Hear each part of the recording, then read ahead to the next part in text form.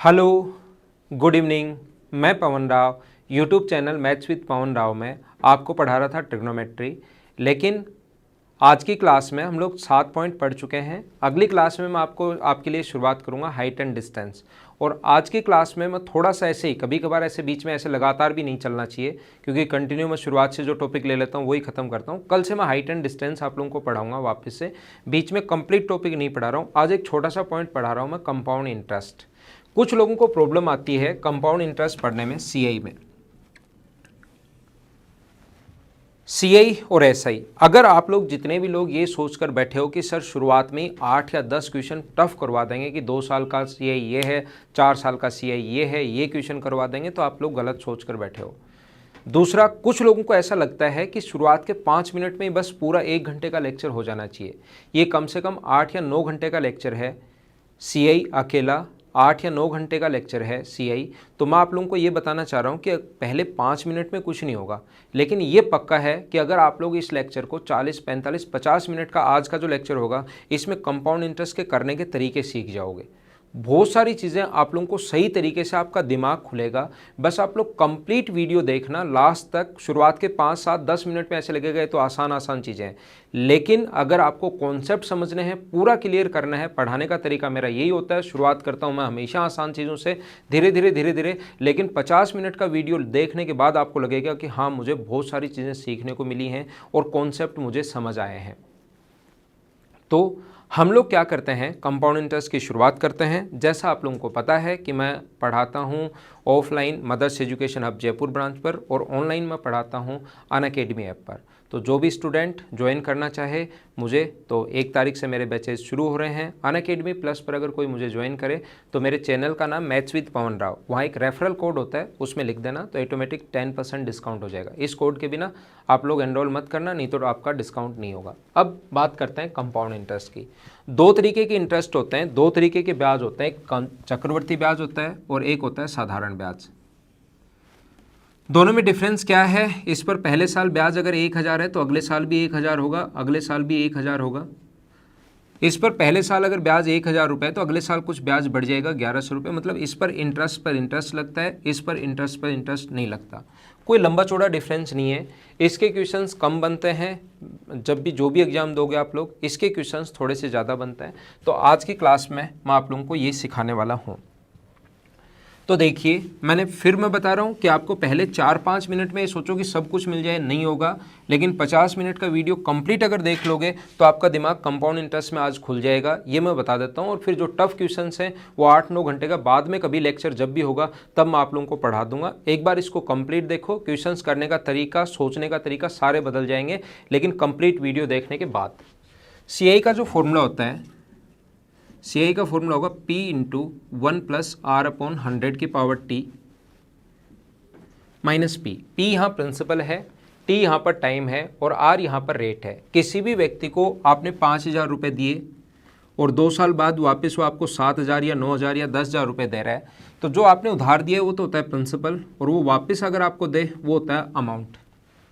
तो मुझे बताइए, 5000 रुपये दिए थे, 7000 रुपये वापस दे रहे हैं, तो आपको इंटरेस्ट कितना मिला, ब्याज कितना मिला? आप कहोगे 2000। कैसे पता? 7000 में से 5000 माइनस कर दिया है। तो अगर आपको सीआई निकालना है, ब्याज का जो फॉर्मूला होता है वो अमाउंट में से माइनस कर दो आप लोग principal. CI minus P compare करें तो अमाउंट का जो फॉर्मूला बन गया A = P × 1 + R/100 की पावर T। 2 फॉर्मूले आपके थोड़े से काम के हैं, आपके सामने कभी भी इनका ज़रूरत पड़ सकती है, तो ये बात आप लोग ध्यान रखना। देखो, कोशिश करना समझने की, सीखने की कोशिश करना। और मैंने कहा है कि लास्ट तक अगर देखोगे तो बहुत सारी चीज़ें नई सीखने को मिलेगी। शुरुआत करता हूँ मैं हमेशा और हमेशा आसान चीज़ों से, उन चीज़ों से शुरुआत करते हैं जहाँ से एसएससी या कंपटीशन में क्वेश्चंस नहीं पूछे जाते। धीरे धीरे स्टैंडर्ड को हम लोग बढ़ाकर वहाँ तक पहुँचा देंगे जहाँ तक क्वेश्चंस पूछे जा सकते हैं, या वहाँ से भी एसएससी तो नहीं पूछेगा, इतने स्टैंडर्ड के क्वेश्चंस भी कर लेंगे। तो ध्यान रखना आप लोग, अपने पास क्वेश्चन इस प्रकार से है। प्रिंसिपल है 10000, टाइम है 2 ईयर्स और रेट है 10%, और पूछ ले कि सीआई क्या होगा।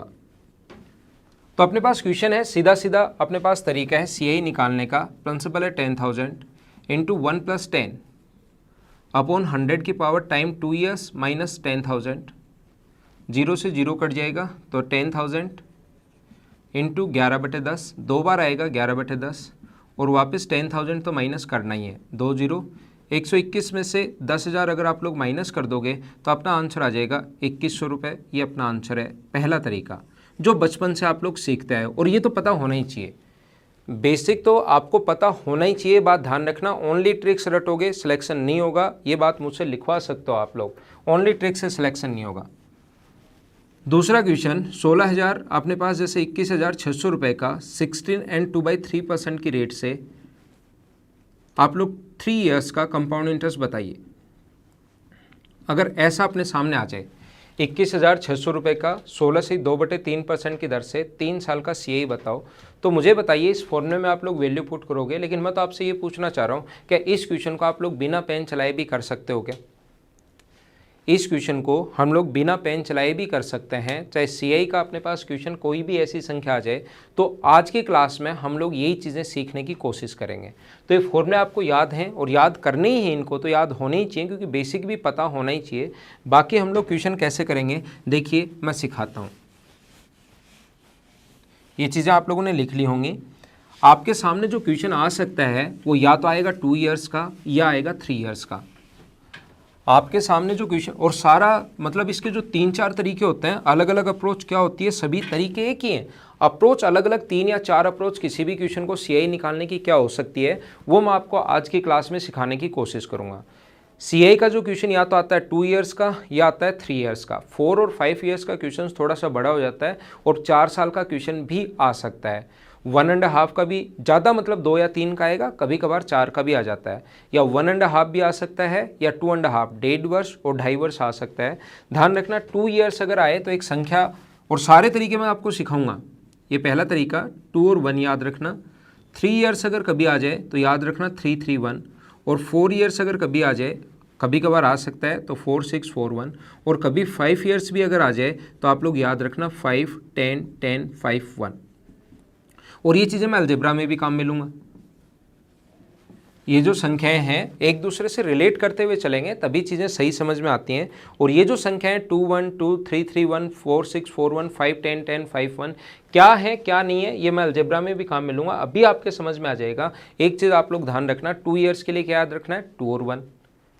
2 ईयर्स के लिए 2 और 1 क्या है क्या नहीं अभी समझ में आ जाएगा, आप तो याद कर लो एक बार। 3 ईयर्स के लिए क्या है, 3-3-1, 4 ईयर्स के लिए 4-6-4-1, और 5 ईयर्स के लिए 5-10-10-5-1। तो अब देखिए 2 ईयर्स के लिए कितना याद रखना है, 2 और 1। 3 ईयर्स के लिए 3-3-1। पहले मैं आपको पढ़ाऊंगा 2 ईयर्स के लिए, फिर मैं आप लोगों को पढ़ाऊंगा 3 ईयर्स के लिए, फिर 4 ईयर्स के लिए, फिर 1.5, फिर 2.5, और 5 साल का क्वेश्चन भी कैसे करेंगे उसको मैं तरीका आप लोगों को समझा दूंगा। और फिर क्वेश्चन इसमें मैंने कहा 9 या 10 घंटे की क्लास होती है तो क्वेश्चन अपने आप आपको समझ में आ जाएंगे धीरे धीरे।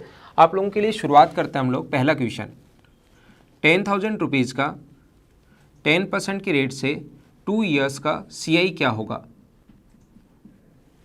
तो हमारा क्वेश्चन करने का तरीका क्या होगा, सबसे पहले आप लोग पहला क्वेश्चन करने का तरीका होगा कि आप लोग इसका 10% निकाल लो। तो इसका जो 10% आएगा वो कितना आएगा, 1,000। जो आया है उसका फिर से 10% निकाल लीजिए। 1,000 का 10% वापस कितना होगा, 100। और 2 ईयर्स के लिए एक नंबर याद करना मैंने बताया था 2 और 1, तो पहले को गुना कर देना 2 से और दूसरे को गुना कर देना 1 से, तो ये 2,000, ये 100 और ऐड करोगे तो आंसर आ गया 2,100। ध्यान दो, मुझे ऐसा लग रहा है कि कुछ स्टूडेंट के थोड़ा सा कम समझ में आया है। मैं क्या समझाना चाह रहा हूँ, 10,000 का 8% की रेट से 2 ईयर्स का CI क्या होगा। तो अपने पास CI निकालने का तरीका जो है, इसका 8% करो 800, जो आया है इसका 8% करो 64, पहले को 2 से गुना और दूसरे को 1 से। 2 ईयर्स के लिए मैंने संख्या याद करवाई है 2 और 1, वो भी कहाँ से आई वो भी मैं बता दूंगा, लेकिन धीरे धीरे सिस्टमेटिक तरीके से पढ़ाया जाएगा। ऐसे नहीं कि सब कुछ पहले 3 मिनट में ही आ जाए, धीरे धीरे आपको पता लगेगा। तो दोनों को ऐड कर देंगे 1664। नहीं आया ना समझ में। देखो इस प्रकार से अपने पास क्वेश्चन अगर आ गया कभी भी 10,000 का 6% की रेट से 2 ईयर्स का, एक बार 2 ईयर्स ही मैं पढ़ा रहा हूँ तो CI बताइए, तो क्वेश्चन करने का तरीका होगा इसका 6% करो जो 600, जो आया है उसका 6% गुना कर देंगे 6/100 से तो 36, पहले को 2 से इंटू दूसरे को 1 से गुना, तो आंसर आ जाएगा 1236। क्या समझा रहा हूँ मैं आपको ये समझा रहा हूँ 10,000 का 4% है ना, 4% की रेट से 2 ईयर्स का सीआई क्या होगा। तो क्वेश्चन करने का तरीका, पहले इसका 4% निकालो, जो आए इसका 4% निकालो, पहले को गुना करो 2 से, दूसरे को गुना करो 1 से, ऐड कर दो, आंसर आ जाएगा 800 प्लस 16, 816। पहला तरीका आपके पास बेसिक तरीका है, फॉर्मूले में वैल्यू पुट करना, अपना आंसर आ जाएगा पहला तरीका। दूसरा तरीका अपने पास ये हो सकता है, क्वेश्चन को सोल्व करने का तीसरा तरीका अपने पास क्या हो सकता है, आप लोग या तो बेसिक से कर रहे हो या ऐसे कर रहे हो, और आपके पास ही एक स्टूडेंट बैठा है, उसने जैसे ही 2 साल देखा इसका 21% निकाल दिया 10,000 का, तो 10,000 का 21% निकाल दिया तो डायरेक्ट आंसर आ गया 2100। जैसे उसने 6% देखा, 10,000 का 6% देखा उसने, तो उसने क्या किया 12.36% निकाल दिया और आंसर आ गया 1236। अब आप लोगों को ऐसा लग सकता है कि उसको 10 के लिए 21 याद है, 6 के लिए 12.36% याद है। आपको भी ये संख्याएं पहले से ही याद हैं, सिर्फ आपके माइंड से बाहर निकालने की ज़रूरत है। आपको भी जो ये संख्याएं हैं ये पहले से ही याद हैं, सिर्फ अपने माइंड से बाहर निकालने की ज़रूरत है। एक बात आप लोग ध्यान रखना, एक चीज़ आप लोग याद रखना, 10,000 रुपये हैं, रेट है 10%, तो कितना बढ़ेगा पहले साल 1,000 रुपये बढ़ेगा, तो कितना हो जाएगा 11,000। अब इसका 10% बढ़ेगा, तो इसका 10% होता है 1100, तो ये हो जाएगा 12,100। तो 2 साल में पहले साल 10% बढ़ा, बढ़ने के बाद जो है उसका 10% फिर से बढ़ा। तो मुझे बताओ 2 साल में 20% बढ़ेगा या 20 से ज़्यादा बढ़ेगा? मुझे आप लोग ये बताइए 2 साल में 20% बढ़ेगा या 20 से ज़्यादा बढ़ेगा? ओनली 10 और 10 ऐड करके 20 मत लिख देना, 20% बढ़ता तो 2,000 12,000 ही आता। यहाँ पर बढ़ा है 1,000 प्लस 1100 2100, 2100 बढ़ा है। तो पहले साल 10% बढ़ा, जो बढ़ने के बाद आया, इंक्रीज होने के बाद आया, उसका 10% फिर से इंक्रीज हुआ, तो टोटल अपने पास 20% इंक्रीज नहीं होकर 21% इंक्रीज होगा। ये देखो, इससे ये अगर हुआ है तो बढ़ा कितना 2100 अपॉन 10,000 और गुना किससे कर देंगे 100 से। तो यहाँ पर 20% बढ़ने के बजाय ये 21% बढ़ा है, और ये 21% जो होता है वो अपने पास इफेक्टिव रेट होती है। ये तो एक समझाने का तरीका है कि इस टाइप से आप लोग समझ सकते हो, ये सिर्फ और सिर्फ समझाने का तरीका है। बाकी 2 ईयर्स की इफेक्टिव रेट आप लोग कैसे निकालोगे? अगर फ्रेम में नहीं आए तो सर इसको फ्रेम में ले लेना। 2 ईयर्स की इफेक्टिव रेट निकालने का जो तरीका होता है वो अपने पास होता है, जैसे आपको कोई भी इफेक्टिव रेट निकालनी है 4% की, तो इसका डबल करते हैं और स्क्वायर करते हैं। अगर आपको इफेक्टिव रेट निकालनी है तो इसका डबल करते हैं, 4 का डबल कितना हुआ 2 ईयर्स की इफेक्टिव रेट कभी भी अगर चाहिए तो इसका डबल होता है 8 और स्क्वायर होता है 16, 8.16%। कभी भी अगर आप लोगों को, ये तो बेसिक तरीका तो है ही, ये तो चीज़ें हैं ही, ऐसे तो हम लोग सोच ही सकते हैं। बाकी क्वेश्चन करने का तरीका हमेशा ये होगा, 2 ईयर्स की इफेक्टिव रेट अगर आप लोगों को निकालनी है तो डबल करके हम लोग स्क्वायर करते हैं।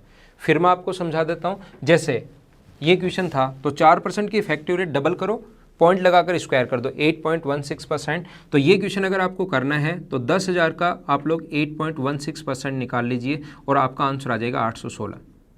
जैसे 5% की इफेक्टिव रेट चाहिए तो 5 का डबल कितना होता है 10, और 5 का स्क्वायर कितना होता है 25, 10.25%। अगर कभी क्वेश्चन आ जाए आपके पास इस प्रकार से कि 10,000 का 5% की रेट से 2 ईयर्स का कंपाउंड इंटरेस्ट क्या होगा, तो आपको कुछ नहीं करना, देखते ही इसका 10.25% निकाल देना है। तो 10.25% निकालते ही अपना आंसर आ जाएगा 1025। जैसे बस आप लोगों को ये चीज़ें याद हैं, जैसे 6% बोलो, अब खुद बोलो, डबल करोगे 12 और स्क्वायर कर दोगे 36, ये अपने पास 12.36%। या a plus B plus A into B by 100 वाला फॉर्मूला भी लगा सकते हो, या ये ज़्यादा ठीक है। बताओ 7 का क्या होगा, 7% का डबल 14 और स्क्वायर करके 49, देख लो याद है ना आपको पहले से। 8 का बताओ 16.64। तो ये क्वेश्चन अगर इस तरीके से करना है 10,000 का, आप लोग 16.64% निकाल लो तो अपना आंसर आ जाएगा 11,1664। 9% का अगर करना है तो 9 का डबल कितना होगा अपने पास बताओ। 9 का जो डबल होता है वो अपने पास होगा 18 और स्क्वायर होगा 81। इतना % इफेक्टिव रेट आ गई। बस आपको ध्यान एक ही बात का रखना है कि पॉइंट के बाद हमेशा और हमेशा 2 डिजिट होनी चाहिए। अगर 2 से कम है तो भी 2 बनाओ और 2 से ज़्यादा है तो भी 2 बनाओ। कैसे? जैसे मान लीजिए आपके पास आ गया 3%, तो 3 का डबल कितना होता है, 3 का डबल होता है 6, और स्क्वायर 9 होता है तो आप लोग 09 लिखोगे। 2 का डबल कितना होता है 4 और स्क्वायर भी 4 है तो 04 लिखोगे। पॉइंट के बाद हमेशा और हमेशा 2 डिजिट, 2 से कम है तो भी 2 बनानी है और 2 से ज़्यादा है तो भी 2 बनानी है। कैसे? तो देखिए 10% जो है अपने पास, 10 का डबल कितना होगा 20 और स्क्वायर कितना होगा 100। पॉइंट के बाद हमेशा और हमेशा 2 डिजिट, एक ही चीज़ ध्यान रखनी है, पॉइंट के बाद हमेशा 2 डिजिट, 2 से कम है तो भी 2 बनानी है और 2 से ज़्यादा है तो भी 2 बनानी है। 2 से ज़्यादा जो भी है ये यहीं रख लो, 2 एक इधर ऐड कर लो तो ये आ जाएगा 21.00%, यानी 21। नहीं आई ना ये बात समझ में? क्या समझाई मैंने? जैसे 11 का करना है हमें 11% के लिए, तो 11 का डबल कितना है 22 और स्क्वायर कितना होगा 121। इधर 2 ही रखनी है, एक इधर ऐड कर देंगे 23.21%। जैसे आप लोगों को फिर नहीं समझ में आया तो फिर मैं आपको समझाता हूँ। 12%, 2-3 बार मैं समझा देता हूँ, मुझे ऐसा लगता है थोड़ा कम समझ में आया तो मैं 2-3 बार समझा देता हूँ। जैसे 12 का डबल कितना हुआ 24 और स्क्वायर कितना हुआ 144, तो इधर 2 ही रखने हैं, ये 144 है, एक जो ज़्यादा हो वो इधर ऐड कर दो तो 25.44%। अब ऐसा क्वेश्चन कहीं भी अगर अपने पास आ जाए, जैसे अपने पास 6 नंबर क्वेश्चन आ गया 10,000 का 10% की 10,000 का 12% की रेट से कंपाउंड इंटरेस्ट बताइए 2 ईयर्स का। एक बार 2 ईयर्स ही पढ़ना है, फिर धीरे धीरे आगे चलेंगे।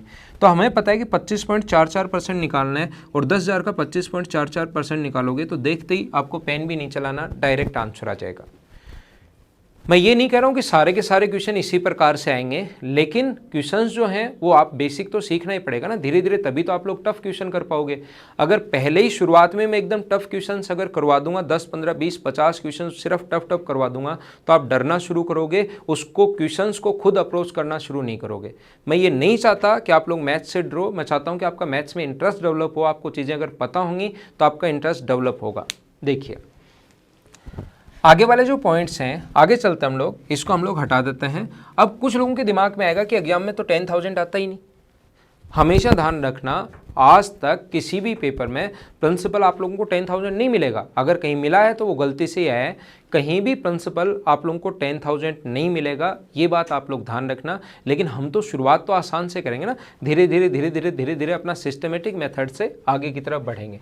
तो अब प्रिंसिपल चेंज करते हैं। देखिए तो अब हम लोग प्रिंसिपल थोड़ा सा चेंज करते हैं। प्रिंसिपल अगर अपने पास मान लो थोड़ा सा चेंज करते हैं, 6,541 आ जाए और ऐसा तो आता है, टाइम हो 2 ईयर्स और रेट हो मान लो 6%, रेट मान लीजिए 6% हो और CI अगर हम लोगों से पूछा जाए तो आपका पहला तरीका, जो लोग एकदम ही बेसिक से अगर करेंगे, इसीलिए मैं कहता हूँ कि बेसिक आना चाहिए, क्वेश्चंस ट्रिक्स से होंगे। क्वेश्चंस और जो एडवांस मैथ्स है उसमें ज़्यादा ट्रिक्स काम नहीं करती। एडवांस मैथ्स में तो आपने सिस्टमेटिक तरीके से देखा होगा।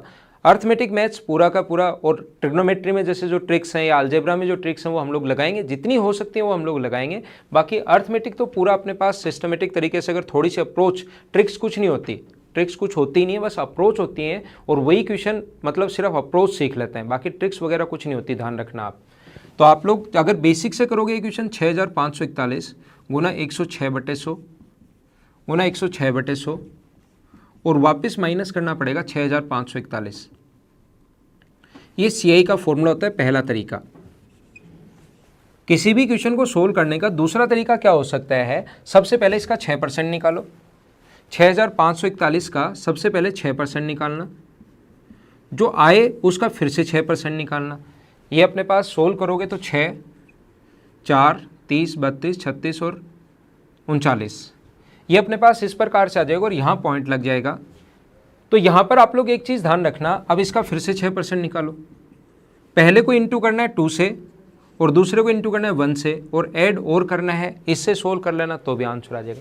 इसमें भी टाइम लगेगा, इसमें भी आपको टाइम लगेगा। एक मेथड मैं आप लोगों को बता रहा हूँ कि आप लोग क्या करना कि 6,541 का सबसे पहले 19 आप लोग 6% है तो 12.36% निकाल लो, सोल्व कर लो, अपने पास आंसर आ जाएगा। ऑप्शन अब डिपेंड करता है, यहाँ पर भी बड़ी कैलकुलेशन थी, इससे आप लोग छोटी कैलकुलेशन पर आ गए हो, लेकिन इसको भी एग्जाम में पूरा सोल्व नहीं करना। आप ऑप्शन देखना, ऑप्शन अगर दूर दूर हो तो आप लोग ये आगे वाला भूल जाओ और इसका सिर्फ 12% निकाल लो, अपना आंसर आ जाएगा। और ऑप्शन अगर क्लोज हो तो भी पूरा सोल्व नहीं करना। आप लोग क्या करोगे, सिर्फ और सिर्फ 6,541 का 12.36% अगर निकालोगे, सिर्फ लास्ट की 3 डिजिट आप लोग निकाल लीजिए और जिस ऑप्शन में लास्ट की 3 डिजिट दिखाई दें उसी को आप लोग टिक कर देना। क्या लास्ट की 3 डिजिट तो निकाल लोगे क्या, या बता ही दो ना। देखो लास्ट की 3 डिजिट पता करने का तरीका होता है, सबसे पहले दोनों तरफ से एक एक डिजिट, तो आ जाएगा 6। अब दूसरी अगर डिजिट पता करना है तो दोनों तरफ से 2 नंबर, दोनों तरफ से 2, बाहर का इंटू करना है बाहर से और अंदर का इंटू करना है अंदर से, काटनी नहीं चाहिए लाइन। 3 डिजिट पता करने का तरीका होता है, पहली डिजिट 1, दूसरी पता करना है तो 2, 6 का 4 से गुना करोगे 24 और 3 का 1 से करोगे 3, 24 और 3 ऐड करोगे तो 27 कैरी 2। तीसरी डिजिट पता करनी है तो दोनों तरफ से 3, बस ये ध्यान रखना बाहर का इंटू बाहर से, लाइन काटनी नहीं चाहिए। 30, 12, 42 और 44 और 2 कैरी है तो 46। जिस भी ऑप्शन में 6, 7, 6 लास्ट 3 डिजिट दिखाई दें उसी को आप टिक कर दीजिए। लास्ट की 3 डिजिट पता करना, एक बार मैं फिर समझा रहा हूँ, 3241, 6243। सबसे पहले हम लोग फर्स्ट डिजिट पता करेंगे तो 3 का 1 से गुना करोगे तो अपने पास आएगा 3, पहली डिजिट। दूसरी डिजिट अगर पता करनी है तो फिर दोनों तरफ से 2, 3 का इंटू करोगे 4 से तो 12 और 4 का इंटू 1 से होगा तो 4, दोनों को ऐड करेंगे 16 कैरी 1। अब तीसरी डिजिट पता करनी है तो 3 का इंटू 2 से 6 और 4 का इंटू 4 से करेंगे 16, ऐड हुआ 22 और 2 का इंटू फिर होगा अपने पास किससे, 1 से, तो अपने पास 22 और 2 ऐड होके 24 और 1 कैरी है तो 25। जिस भी ऑप्शन में ये दिखाई दे उसी को आप लोग टिक कर दो। अगर किसी स्टूडेंट को ये लगे कि सर ये तो 2 ऑप्शन में, तो एक डिजिट और पता कर लो। जहां पर बैठे बैठे वीडियो देख रहे हो और किसी को लगे सर ये भी 2 ऑप्शन में हो सकता है, तो फिर पूरा सोल्व कर लो। फिर तो क्या कर सकता है, मल्टीप्लाई तो करना है, फिर पूरा सोल्व कर लो। वैसे आप अगर ये 3 डिजिट वाला और 2 डिजिट वाला लास्ट वाला तरीका अगर सीख गए तो एक ही पेपर में आप लोग कभी कभार कम से कम 7-8 मिनट बचा सकते हो सिर्फ इस एक मेथड से। लेकिन इसको अप्लाई करना आना चाहिए पेपर में। अगर आप लोग अब एसटी जब देते हो तो इनको अप्लाई किया करो कि लास्ट के 2 या 3 डिजिट से क्या मैं ऑप्शन टिक कर सकता हूँ क्या। तो कुछ क्वेश्चंस में आपको ये बहुत हेल्प मिलेगी। बाकी जो क्वेश्चन आप लोगों का 1 मिनट में होने वाला था, कैलकुलेशन जिसकी फास्ट होगी उसको भी कम से कम 40-50 या 1 मिनट तक लग जाएगा, 40-50 सेकंड लग जाएंगे। बाकी इस तरीके से आप लोग क्वेश्चन को फास्ट कर सकते हो, ये आप लोग ध्यान रखना। तो मुझे ये बताइए आप लोग, मैंने आप लोगों को सिखाया है कि 2 साल का CI हम लोग कैसे निकालते हैं। क्या ये बात आप लोग समझ पाए हो क्या? 2 साल का CI कैसे निकालते हैं समझ में अगर आ गया है तो चलो एक क्वेश्चन करो। प्रिंसिपल है 6500 या 6400, टाइम है 2 ईयर्स, एक बार हाफ बाद में पढ़ेंगे। रेट है अपने पास 12.5%। तो CI बताइए क्या होगा। तो CI का जो तरीका होगा अपने पास कंपाउंड इंटरेस्ट निकालने का, बताओ क्या होगा। तो ध्यान रखना एक चीज़, जैसे ही मैंने सिखाया कुछ स्टूडेंट तुरंत एक ही चीज़ इफेक्टिव रेट डबल करके स्क्वायर करेंगे, लेकिन क्या इसका डबल करके स्क्वायर करना आसान है क्या? आप बोलोगे नहीं। इसका मतलब हम लोग क्या करेंगे, आप लोग यहाँ से इसका परसेंटेज निकालना आसान होता है। किसी भी चीज़ का 12.5% निकालना हो तो गुना करते हैं हम लोग 1/8 से, आपको याद होगा। इंटू किससे करते हैं हम लोग, 1/8 से गुना करते हैं। तो 6400 का 1/8 से गुना करोगे तो 800, जो आया है उसका 1/8 करोगे तो 100। पहले को इंटू करना है 2 से, दूसरे को इंटू करना है 1 से, ऐड कर लोगे तो आंसर आ जाएगा 1700। ये परसेंटेज में ये चीज़ें आप पढ़ोगे, परसेंटेज जब मैं पढ़ाऊंगा तब ये 1/8 कहाँ से आया वो चीज़ें मैं बताऊंगा आपको। एक चीज़ ध्यान रखना आप लोग, क्या कभी भी अगर अपने पास रेशियो फ्रैक्शन में अगर आ जाए तो फिर हम लोग 2 और 1 वाला तरीका लगाएंगे। और अगर 2 और 1 वाला तरीका इतना ख़राब होता कि कहीं लगता ही नहीं तो हम लोग उस पर टाइम वेस्ट नहीं करते और मैं आपको नहीं बताता। याद रखना, कहीं पर 2 और 1 वाला तरीका फास्ट लगेगा उसको अप्लाई करना है, कहीं पर डबल करके स्क्वायर करने वाला तरीका फास्ट लगेगा उसको अप्लाई करना है, कभी इफेक्टिव रेट से कभी 2 और 1 से। ये बात आप लोग ध्यान रखना। देखो क्वेश्चन ये है अपने पास, अब मैं आपको एक बार 3 इयर्स के लिए, धीरे धीरे अब आगे बढ़ते हैं हम लोग, एक बार मैं आपको 3 इयर्स के लिए पढ़ाता हूँ, ध्यान देना और सीखने की कोशिश करना। फ्रेंड्स पहले शुरुआत तो मैं हमेशा ही आसान क्वेश्चन से करता हूँ। 10,000, टाइम आ जाए 3 इयर्स और रेट आ जाए 10%। आसान से इसलिए करता हूँ ताकि आपका कॉन्फिडेंस बढ़े और आप लोग डरने के बजाय मैथ से थोड़ा सा आपका इंटरेस्ट डेवलप हो। तो 10,000 का आप लोग 10% निकालोगे तो अपने पास 1,000, इसका 10% 100, 10% के लिए 0 ही काटना है। फिर से अब की बार 3 ईयर्स अगर है तो 3 बार करना पड़ेगा, याद रखना। इसका जो 10% होगा 10, पहले को इंटू करना है 3 से, दूसरे को 3 से और तीसरे को 1 से। ऐड करोगे 3310, आंसर आ गया 3310। या वो तरीका तो आपके पास है ही 10,000 का, डायरेक्ट आप लोग 1 + 10/100 की पावर T3, ये CI का निकालने का ये वाला तरीका तो आपके पास है ही। दूसरा क्वेश्चन, लेकिन ध्यान रखना ये तो आता ही नहीं एग्जाम में, इतना आसान। तो दूसरा क्वेश्चन अपने पास इस प्रकार से अगर आ जाए कि 6541 प्रिंसिपल है, क्वेश्चन वही है, बस टाइम चेंज कर रहा हूँ 3 ईयर्स, और रेट आ जाए 6%, CI बताओ।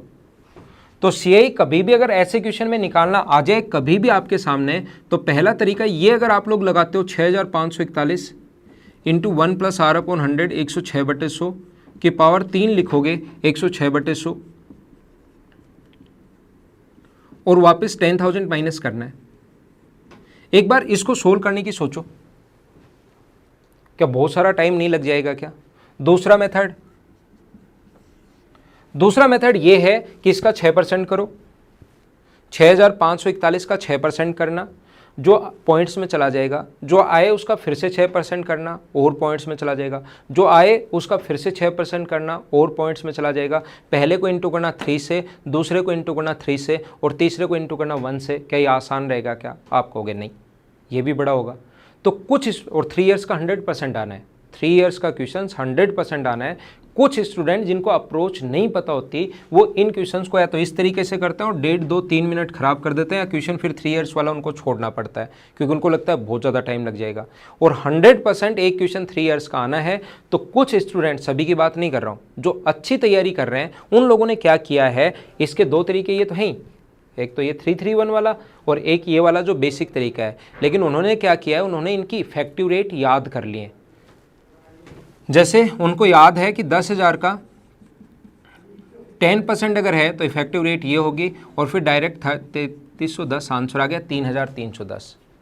उनको याद है कि 6541 का 6% अगर निकालना है तो 19.1016% कर लो, या तो लास्ट की 3 डिजिट पता कर लेते हैं अगर सही ऑप्शन है तो, या फिर 19% निकाल लेते हैं, लगभग में आंसर आ जाता है और अपना आंसर हो गया।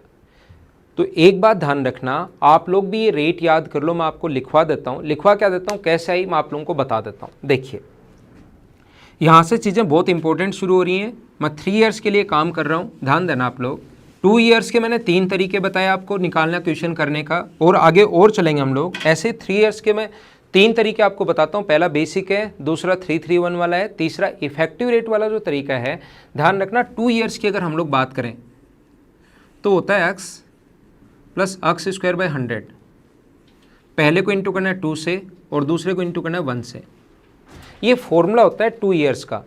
अगर मुझे 5% के लिए रेट चाहिए तो 5 का डबल कितना होगा, प्लस 5 का स्क्वायर 25/100, तो यह आ जाएगा 10.25%। 4% के लिए अगर चाहिए तो 2 × 4 प्लस 4 का स्क्वायर बटे 100, तो 8.16%। याद रखना, क्या ध्यान रखना आपको कि ये हमें ज़्यादा आसान था कि डबल करके स्क्वायर कर दो, डबल करके स्क्वायर कर दो। तो ये फॉर्मूला आपको याद करने की ज़रूरत नहीं है। 3 ईयर्स का जो फॉर्मूला है, अगर अपने पास 3 ईयर्स का जो, ये याद करने की ज़रूरत नहीं है आपको। इसमें अपने पास 3 ईयर्स का जो फॉर्मूला है वो है x + x²/100 + x³/10,000। पहले को इंटू करना है 3 से, दूसरे को इंटू करना है 3 से और तीसरे को इंटू करना है 1 से। तो ये 3 ईयर्स की इफेक्टिव रेट का फॉर्मूला बन गया है। जैसे 10% की रेट चाहिए आपको 3 ईयर्स की, तो 3 × 10 प्लस 3 × 100, 10 का स्क्वायर 100 अपॉन 10,000। तो जब सोल्व करोगे तो ये आ जाएगा 33.1%। जैसे 5% के लिए चाहिए तो x की जगह 5 रखो, 25/100, क्यूब होता है 125/10,000। तो जब इसको सोल्व करोगे तो ये आ जाएगा 15.7625%। अब अगर क्वेश्चन में वहाँ पर ऐसे इफेक्टिव रेट अगर निकालनी है तब तो क्या मतलब, फिर तो बेसिक तरीके से ही कर लो। आपको 3 ईयर्स की 2% से लेकर 10% तक की रेट घर पर निकालनी है और इनको याद करना है।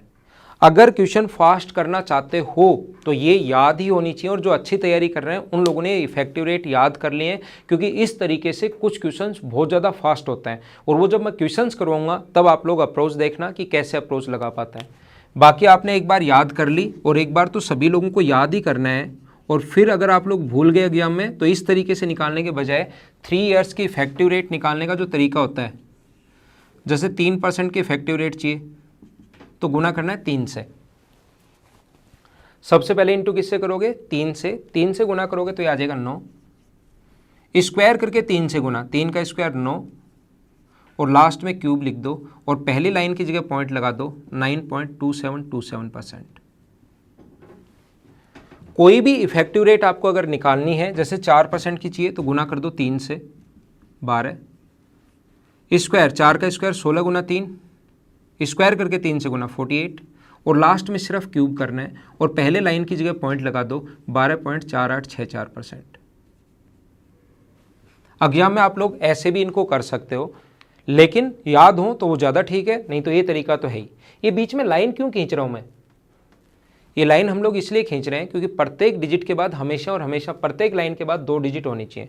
2 से कम है तो भी 2 बनाओ, और 2 से ज़्यादा है तो भी 2 बनाओ। जैसे 2% की इफेक्टिव रेट 2 गुना 3 6, स्क्वायर 4 होता है, 4 गुना 3 12, और क्यूब 8 ही होता है, लेकिन 08 लिखेंगे, पहले लाइन की जगह पॉइंट लगा दोगे तो 6.1208%।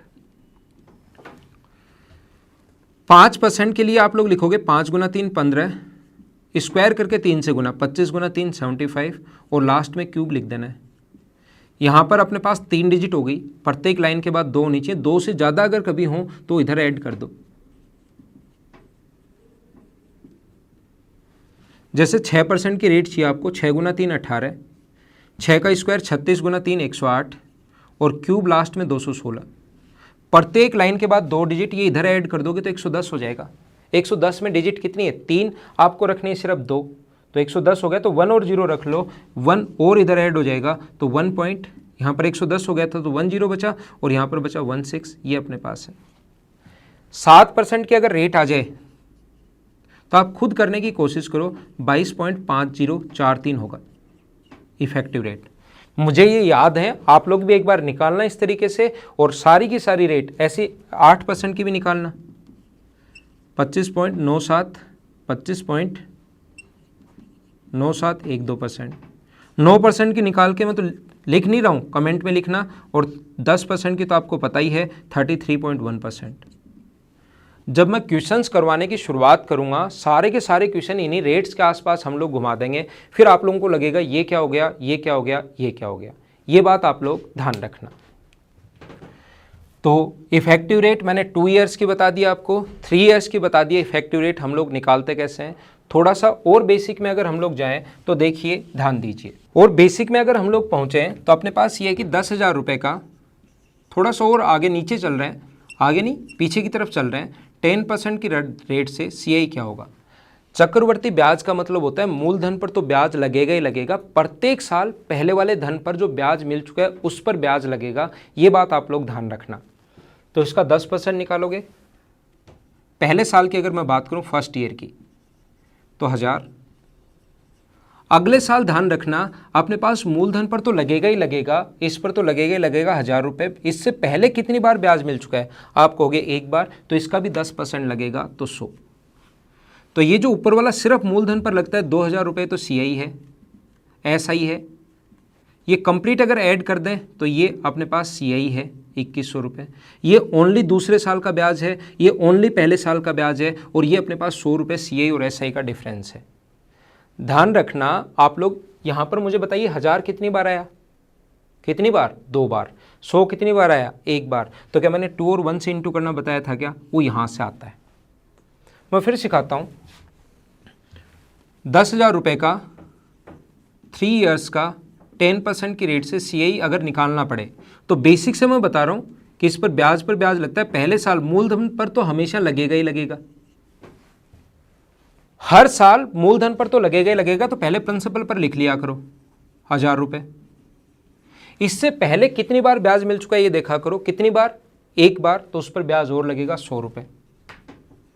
अगर मैं थर्ड ईयर की बात करूं तो मूलधन पर सबसे पहले लगाओ, सबसे पहले मूलधन पर इससे पहले कितनी बार ब्याज मिल चुका है, 3 बार, 2 बार मत बोलना, 3 बार। इस पर लगेगा 100, 10% निकालोगे, इस पर 100 और इस पर 10, इस पर 100, इस पर भी 100 और इसका 10% निकालोगे तो 10। मुझे बताओ 1000 कितनी बार आया, 3 बार, 100 कितनी बार आया, 3 बार, और 10 कितनी बार आया, 1 बार। तो यहां से आता है वो 331। अगर सिर्फ ऊपर वालों को ऐड कर दोगे तो ये ऐसा ही है, अगर अपने पास सिर्फ ये भी साथ ऐड कर दोगे तो CI है। ओनली ये दोनों में डिफरेंस है, ये ओनली तीसरे साल का, ये ओनली दूसरे साल का, और ये ओनली पहले साल का।